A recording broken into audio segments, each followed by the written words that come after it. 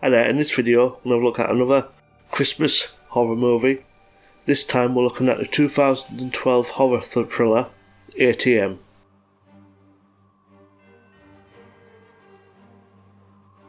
So this starts off at a works Christmas party at a stock brokerage firm, and the three characters, David, Corey and Emily.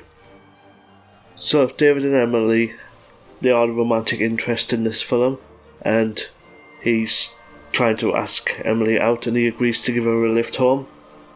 Now at this point Corey's been asking around to get a ride home as well, and he sees that they're leaving, so David reluctantly gives him a lift.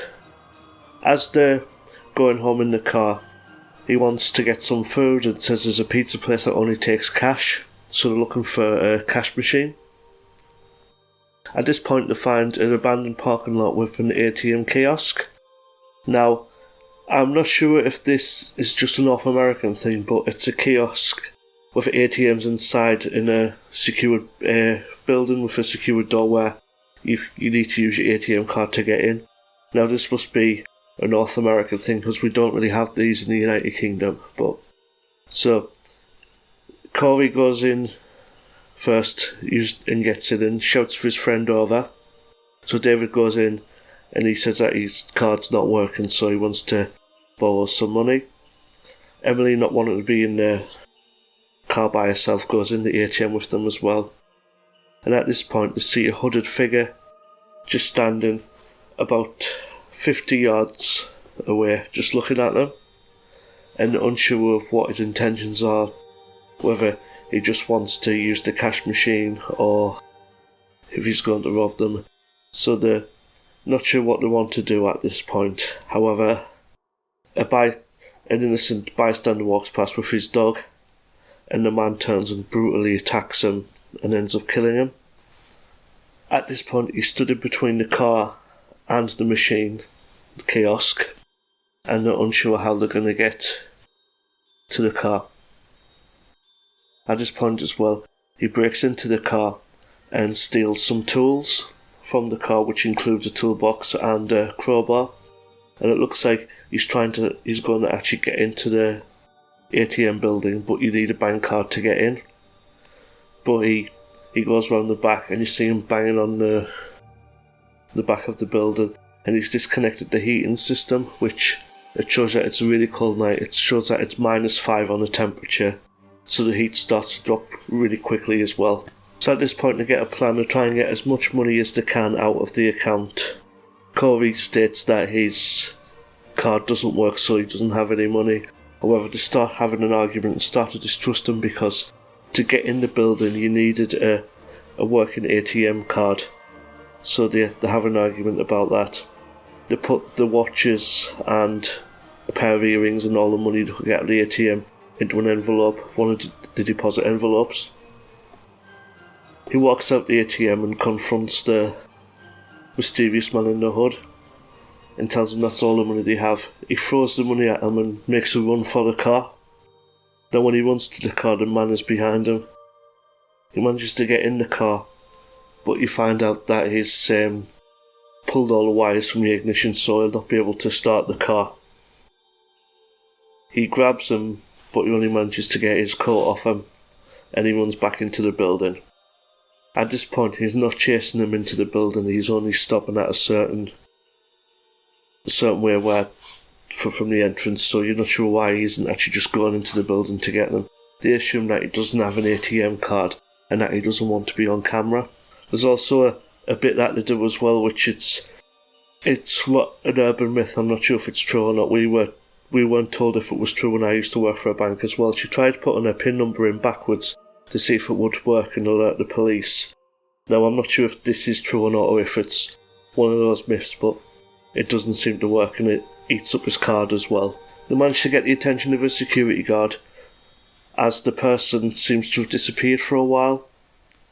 But as the security guard approaches the window, the man comes behind him and brutally murders the security guard in front of them. At this point they're very cold and shivering and sat on the floor, wondering what to do. And the attention's not on the door.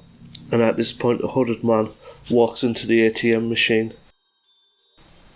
They both dive on the man, attack him, and use one of the chain pens and strangle him to death. They believe that they've killed the hooded man, but as they look out the window, they realise that they've just killed someone wearing the hood, and the killer is still stood out there just staring at them. At this point, Corey has put on the dead man's coat and decides to make a run for it. He runs across the parking lot as the man has gone missing, but he doesn't realise that he's booby-trapped the parking lot with a razor wire, and it hits him on the throat and it knocks him to the floor. And the hooded man appears and stabs him several times. At this point, with the two people in the building, you see him round the back, hitting the back door, and you're not sure what's going on. And when they look out the door, they realise that Corey's not dead, and he's crawling across the parking lot. They run out the building to grab him to see how they can get out. But the hooded man appears, and they decide it's best if they get back indoors. They try and pull the knife out, but they realise that they can't, so they use a lot of deposit slips to try and stop the bleeding. And at this point you realise that the killer's actually placed a hose in the building and he's trying to flood the building. So they make a plan. First of all, they use a lighter for the sprinkler, but it doesn't work. So they get a rubbish bin and put lots of rubbish in it and set it alight and place it up to the sprinklers with the girl on his shoulder. This works, it sets the sprinkler off, but he slips and she bashes her head on the desk. It's quite a nasty hit, and she's assumed dead. And then Corey is dead as well, as the killer ram raids the car through the window. At this point, the police and the fire brigade arrive, and they arrest David, who was left alive. And all of the evidence is pointing towards David, with the tools showing his blood all over them, with the blood all over the tools which belong to David. And the CCTV cameras only show the scuffle that they were having with them killing the hooded man. And at some point, when they were trying to damage the ATM machines to get the police attention, the CCTV went off, so it didn't pick up any of the footage of them flooding the building, and the hooded man is not on the camera at all. So then you see David being took away by the police, and it cuts to the man going back to it looks like a storage lockup, and he's got maps and plans of other ATMs around the country that he's going to do the same thing to, so it looks like he's a serial killer, and it was a random attack, as they believed previously that it was a person who he'd lost their pension earlier when he was doing stockbroking, but it wasn't. It was just a random incident that they were just in the wrong place at the wrong time. And that's how the film ends. This is a really good psychological horror film. It has you on your toes all the way through. You're not sure what's going to happen and why he's doing it, or if they're going to get out alive. And with it being really cold as well, it's like I felt really cold for them, especially when he was pumping the water through it. It just seems absolutely frozen. And yeah, it's a really good thriller because you're not sure who the person is or what he's going to do. I mean, you never really find out who he was, even at the end. And the characters are quite believable. I mean, you've got David and Emily, and then Corey, who I thought I'd recognise them, and it's Josh from Drake and Josh, which was quite cool. But yeah, they're quite believable characters as well, and really good acting going on. I mean, it's only those three in most of the film as well, so it was it's quite dialogue driven most of the film, but it's still really good to watch, and it's a really good Christmas horror. It definitely gets 8 out of 10 for me. Okay, so that's it for me for this video. I hope you enjoyed it and got something out of it, and I hope you're enjoying my Christmas horrors so far. If you did, please leave a comment, let me know if you are, and subscribe to the channel. There's more coming right up until Christmas Eve.